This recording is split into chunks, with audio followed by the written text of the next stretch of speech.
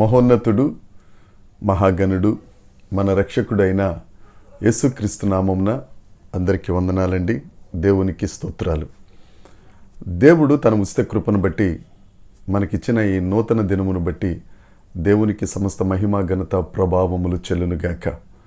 ఈ నూతన దినముకై దేవుడు మనకిచ్చిన వాగ్దానము, ఆయన మనకి అనుగ్రహించిన కృపావార్త.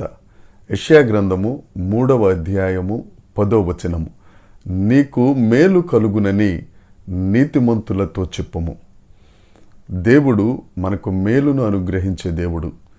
మనం ఏ పరిస్థితుల్లో ఉన్నామో దేవుడు ఈ నూతన దినమున దేవుడు మనతో మాట్లాడుతూ ఆయన మనకిస్తున్న వాగ్దానం, నీకు మేలు కలుగును. నమ్ముదామండి.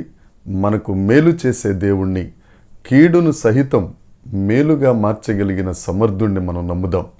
నా ప్రియమైన సహోదరి సహోదరులారా, మేలు కలుగునని నీతిమంతులతో చెప్పుము, వారు తమ క్రియల ఫలమును అనుభవించెదరు. ఎవరైతే దేవుణ్ణి నమ్ముకుని నీతిమంతులుగా తీర్చబడి నీతి క్రియలు చేస్తారో వారికి కొన్ని సందర్భాల్లో కీడు కలిగినప్పటికీ, కొన్ని సందర్భాలలో అవమానం కలిగినప్పటికీ, కొన్ని పరిస్థితులలో నష్టం కలిగినప్పటికీ, నిందలు ఎదురైనప్పటికీ దేవుడి దినాన చెప్తున్నాడు, నా ప్రియ సహోదరి సహోదరుడా, నీకు మేలు కలుగును.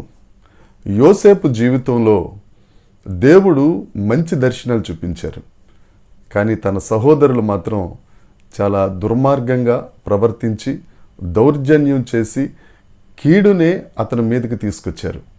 అయినా యోసేపు వారు చేసిన కీడును బట్టి ఎప్పుడు దేవుణ్ణి నిందించలేదు, తన సహోదరుల్ని నిందించలేదు.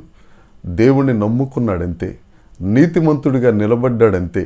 ఆఖరికి ఆ పోతీఫరో భార్య రకరకాలుగా ప్రవర్తించినప్పటికీ ఏ నింద ఆమె మీద వేయలేదు. మౌనంగా ఉన్నాడు, దేవుణ్ణి నమ్ముకున్నాడు, నీతిమంతుడిగా ఉన్నాడు. ఆయన క్రియల ఫలమే చెరసాల నుండి సింహాసనం దాకా నడిపించింది, బానిసను బాదుషాగా చేసింది. ఆ యోసేపు గారు అంటారు, ఆదికాండ గ్రంథము 48వ అధ్యాయము 16వ వచనం, సమస్తమైన కీడులలో నుండి నన్ను తప్పించిన దూత. ఎవరు ఎన్ని కీడులు చేసినప్పటికీ దేవుని దూత అనగా యేసుక్రీస్తు ప్రభువు ఆ కీడులన్నిటిలో నుండి యోసేపును తప్పించి ఆయన క్రియల ఫలము చేత నీతిమంతుడిగా తీర్చబడి మేలు కలిగిన జీవితమును, ఆయనకే కాదు ఆ మేలు ప్రపంచమంతటా ఆ మేలు విస్తరించేటట్లుగా ఆశీర్వదించిన గొప్ప దేవుడు మన తండ్రి అయిన దేవుడు. ఆ దేవుడు నిన్ను నన్ను దీవించటానికి, మీకు నాకు మేలు చేయటానికి ఈ దినాన సిద్ధంగా ఉన్నారు. నా ప్రియ సహోదరులారా, దేవుణ్ణి నమ్ముకుందాం, నీతి క్రియలు చేద్దాం.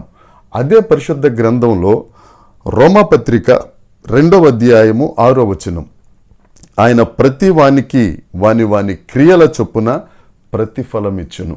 మనం నీతి క్రియలు చేస్తే తప్పకుండా దేవుడు నీతి అనే ప్రతిఫలం ఇస్తారు, మేలు కలుగునట్లుగా చేస్తారు. ఈ దినాన మన క్రియలు ఎలా ఉన్నాయి ఒక్కసారి పరిశీలించుకుందాం. దేవుడు నాకు మేలు చేయట్లేదు, దేవుడు నన్ను ఆశీర్వదించట్లేదు, అలా వద్దండి. మన దేవుడు ఆశీర్వదించే దేవుడు, మన దేవుడు మనలను మేలుతో నింపే దేవుడు. మనం నీతి క్రియలు చేద్దాం, గొప్ప క్రియలు చేద్దాం, దేవుని నామాన్ని మహిమపరుద్దాం, యేసయ్యనే నమ్ముకుందాం.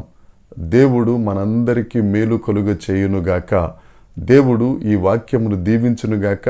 ఈ వాగ్దానం స్వతంత్రించుకునే కృప అనుగ్రహించి ఆయన బిడ్డలుగా మేలుతో సంతృప్తి చెందిన వారిగా మనము ఈ లోకంలో జ్యోతుల వలె వెలుగుదుముగాక. దేవుడి మాటలు దీవించునుగాక. Amen, amen, amen.